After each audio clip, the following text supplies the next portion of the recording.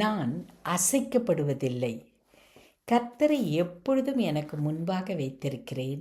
அவர் என் வலது பக்கத்தில் இருக்கிறபடியால் நான் அசைக்கப்படுவதில்லை.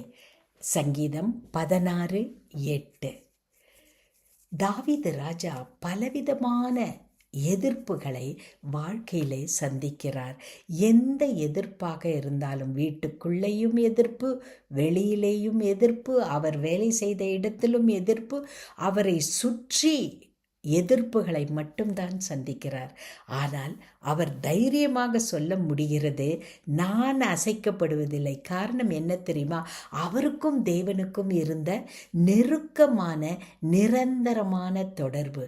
அன்பானவர்களே, தேவனோடு நெருக்கமான நிரந்தரமான தொடர்பை நீயும் நானும் வைத்து கொண்டோம் என்றால் நம்முடைய வாழ்க்கையிலே நாம் அசைக்கப்படுவதே இல்லை. அன்பின் பரமத்தகப்பனே, நாங்கள் அசைக்கப்படுவதில்லை கர்த்தாவே. ஏனென்றால் எங்களுடைய உறவு, உம்மோடு இருக்கிற உறவு பலமுள்ளதாக, நித்தியமாக தொடர்ந்து இருப்பதாக காணப்படுகிறது. இந்த நிரந்தரமான உம்மோடு இருக்கிற உறவின் மூலமாக நாங்கள் அசைக்கப்படுவதே இல்லை. இயேசு கிறிஸ்துவின் மூலமே. ஆமேன்.